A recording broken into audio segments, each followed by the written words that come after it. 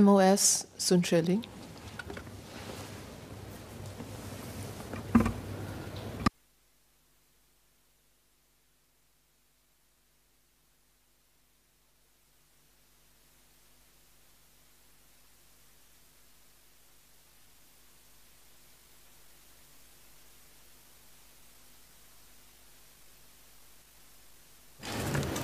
Madam Deputy Speaker, I thank the members, Ms. He Ting-ru and Mr. Leon Pereira, for moving the motion.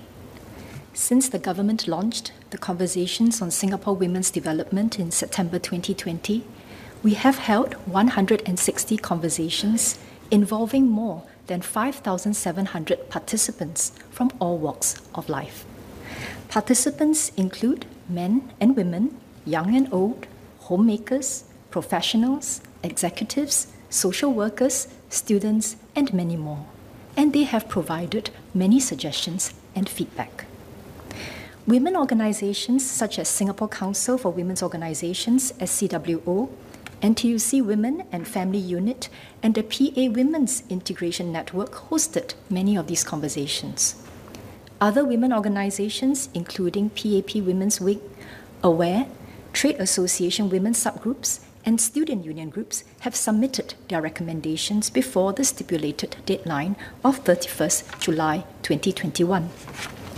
The government had said at the onset of the conversations that it would consolidate views from the conversations and present action plans for the future in the form of a white paper.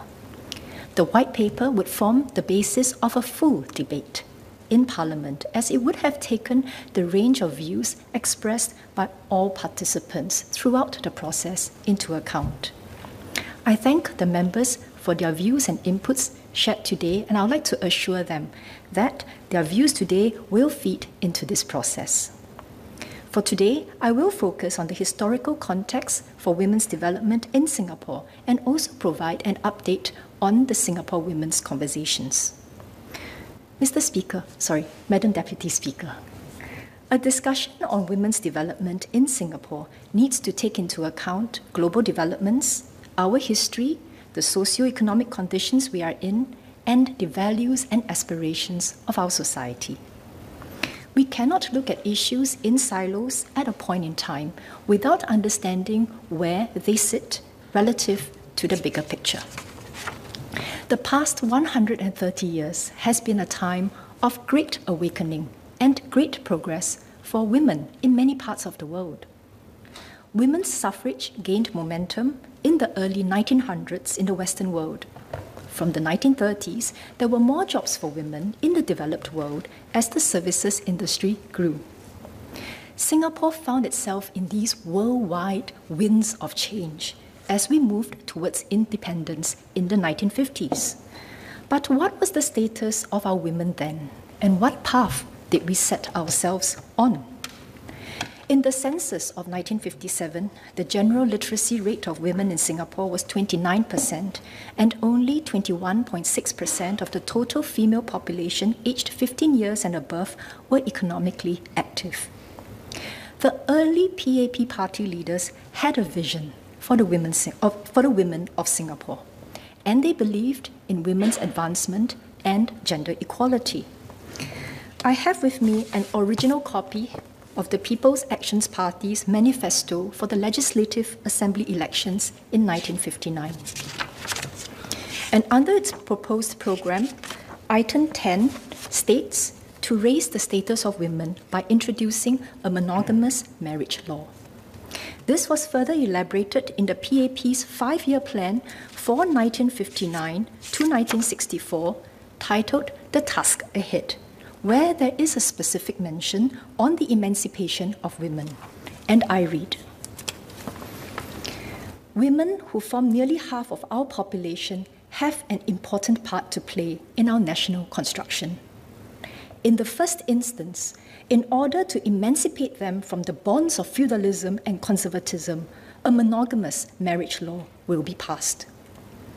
Further down in the paragraph, we shall foster the principle, if necessary, by legislation, that there shall be equality of women with men in all spheres, and we shall encourage them to come forward and play a leading role in politics, administration, business and industry, education, and in other spheres. Faithful to its publicly declared goals, the PAP took action when it formed the government in 1959. The Minister of Labour and Law, Mr. K.M. Bryan, presented the Women's Charter Bill to the first session of the First Legislative Assembly of the State of Singapore on 2nd March 1960. At the second reading of the bill, he said, "The government is carrying out its promise that it will enact legislation which will make it an offence to contract other than monogamous marriages and to consolidate the existing laws relating to marriage, divorce, the rights and duties of married person, the maintenance of wives and children, and the punishment of offences against women and girls."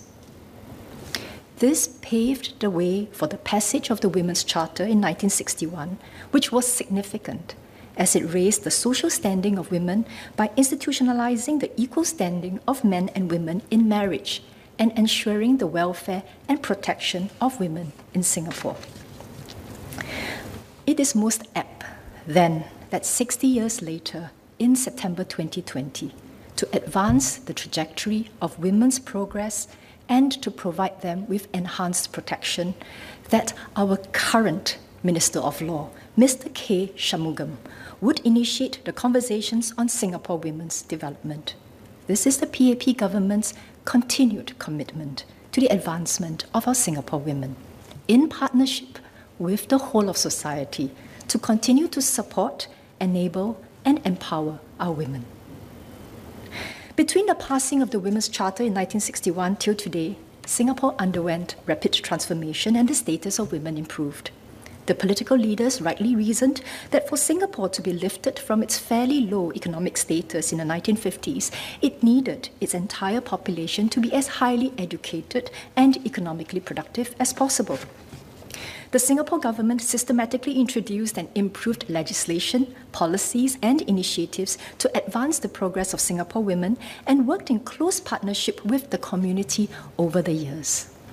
41 ruling party women MPs, 7 opposition women MPs and NCMPs, and 34 female NMPs have sat in this House to vote on legislation which empowers our women.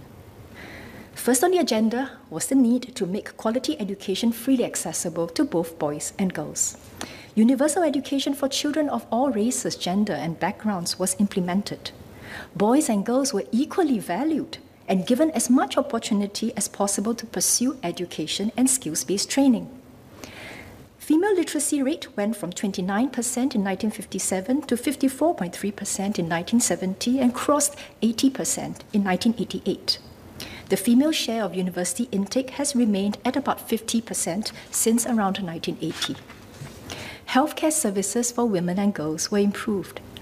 Did you know that in 1966, KK Women's and Children's Hospital entered the world records for delivering the highest number of newborns within a single medical facility for that year and continued to hold on to the record for the next 10 years? And we continue to care for the physical and mental well-being of our women and girls. My colleague, Ms. Rahayu Mazam, will touch on this later. Female employment was encouraged. Female labour force participation rate for those aged 15 and above went up from around 21.6% in 1957 to 29.5% in 1970. In 1991, the female labour force participation rate for those aged 25 to 64 was 51.5% and stands at 76.6% now. Current programs such as career trial and job growth incentive also encourage women who have left the workforce to re-enter the workforce, and tripartite partners work with employers to promote pro-family work environments. The community has also been active to promote women's advancement. In the 1970s to 80s, several women's organizations such as SCWO, NTUC Women's Committee, PAP Women's Wing, AWARE, and AWA were formed. In 1978, the first Family Service Centre opened to support vulnerable women and families in need. In 1996, the National Family Violence Networking System, which involved various community partners, was set up to address the problem of family violence. The government also knew that women needed to be supported as they strived to balance caregiving and work-life harmony. In 2001, the first marriage and parenthood package was launched, followed by subsequent packages in 2004, 2008, and beyond. Leave provisions for mothers and fathers were increased over the years, and additional support was provided for families via subsidies for maternity-related medical costs and other expenses. Separately, subsidies for childcare and infant care were also provided to families. As Singapore went from mudflats to metropolis, the Singapore women similarly made significant strides over the years, and their contributions are integral to our Singapore story. Exactly 60 years later from the passing of the Women's Charter Bill, the Government of Singapore launched the Conversations on Singapore Women's Development to chart the next lap forward for our women's progress. Our efforts are consistent and unwavering. There was an open call to the public to participate in the conversations, and we heard from more than 5,700 participants. Let me now update members on the key themes that have emerged from the conversations. And I hope that the members who have spoken before me will be pleased to note that many of their inputs have been reflected in the key themes. We heard Singaporeans' aspirations and hopes for Singapore women. A, that women and men are equally empowered to achieve their career aspirations, and women would not be denied opportunities on the basis of gender and/or family commitments. B, that caregivers' contributions to society are better recognized and there is more sharing of caregiving responsibilities between men and women. C, that stronger protection will be provided to women. D, that support be strengthened for vulnerable groups of women. E, undergirding these aspirations, participants hoped that we could overcome traditional mindsets and stereotypes about gender roles in our society. My colleagues and I were greatly inspired by participants' vision of a Singapore where women and men work as close partners so that real choices are enabled for women, and where whole of society works together so that everyone can achieve their fullest potential. We thank everyone for participating actively and for sharing your personal stories, your challenges, your aspirations, and ideas. While the 31st July deadline for submission of feedback has passed, we understand that many Singaporeans and local organizations are still brimming with ideas for Singapore women's progress.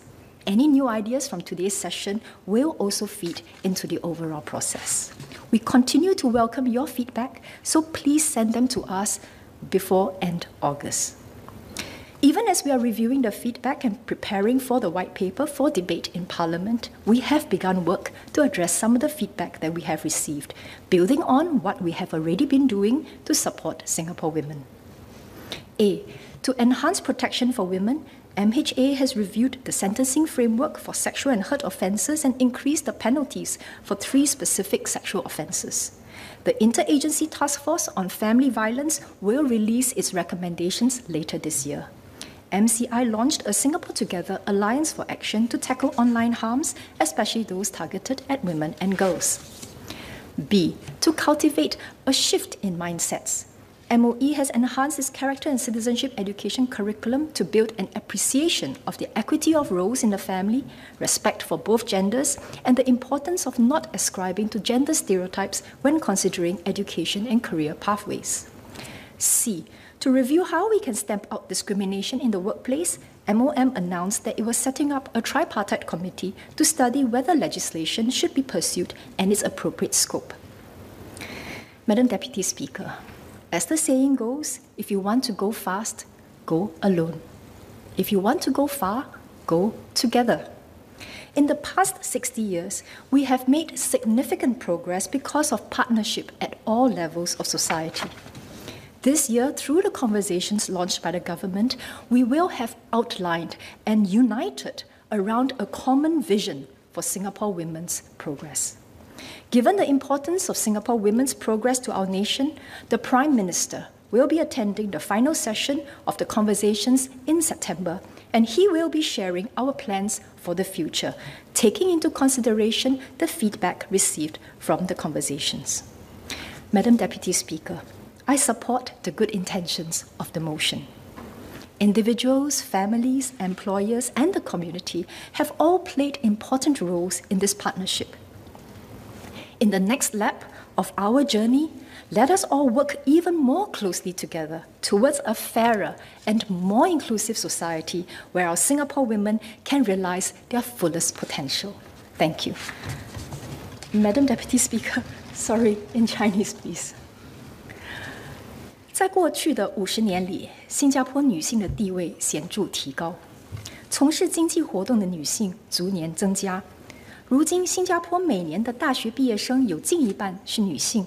新加坡的女性发展指数也常年在国际排名中名列前茅。新加坡女性的发展得益于这些年来的经济发展、社会进步以及政府多年来的不懈努力。1961年，由人民行动党议员陈翠婵等人推动的妇女宪章正式生效，这在当时是一个重大突破，也标志着新加坡女性向前迈进了一大步。它明文规定实行一夫一妻婚姻制，从而将女性从封建和保守主义的束缚中解放出来。妇女宪章也保护女性在婚姻中及离婚时的权利，并且规定了妻子和孩子的赡养费，以及惩罚侵害妇女和女童的罪行等。从那时起，人民行动党政府一直坚定不移地致力于提高女性的地位，这包括改善育儿和医疗服务，重视孩童的发展，普及义务教育，推动男女平等，鼓励女性接受高等教育，保护公有权益，鼓励女性就业等等。我们的努力得到了回报，我们一起经历了这些时代的变革。为了让各个年龄段的女性都受到照顾，政府出台了一系列政策，针对她们不同的需要。例如，年长的女性可能会担心没有足够的退休金，万一自己生病了，或是丈夫生病了，该怎么办呢？对此，政府近年来推出了退休户头配对填补计划，为他们增加公积金，还通过乐龄补贴计划增加补贴。另外，政府还推出建国一代和立国一代配套，大幅减少了年长者的医疗负担。2019年，卫生部专门推出了看护者支援行动计划，加强对看护者的支持。这些都有利于年长女性的政策。对于新一代的新加坡女性，她们要追求自己的梦想，又希望能照顾好家庭和子女。一方面，政府为女性提供平等的教育机会，学校现在还提供了教育与职业辅导计划，鼓励女性选择科学、工程、数学等课程，为她们未来参与更广泛的工作领域提供支持。另一方面，政府近年来不断大力投资幼教服务以及婴儿护理服务，就是为了让母亲们能够放心，能够安心，让孩子们能够获得便利、优惠、高质量的教育。同时，我们一直在聆听女性的声音，聆听社会的反馈。政府在去年的9月启动了新加坡女性发展对话系列，希望更好地了解当前女性的发展情况和她们的担忧。在过去的10个月里，我们与社会各界共同举办了160场新加坡女性发展对话会，共有5700人参与。我很高兴地看到参与者们反应踊跃，纷纷提出自己的意见和建议。今天议员们提出的任何新的建议，我们也会一并收集。在交流会全部结束后，我们会综合这些反馈，制定白皮书，提呈国会，期待大家对女性问题展开更加充分的研究和讨论，提供解决方案，为新加坡女性的进步构了共同的愿景。无论是过去还是现在，人民行动党政府一直是女性发展的强有力的推动者。放眼未来，我们会秉承前辈政治家的努力成果，与社会各界人士和机构合作，与时并进，为新加坡女性的发展继续努力。谢谢大家。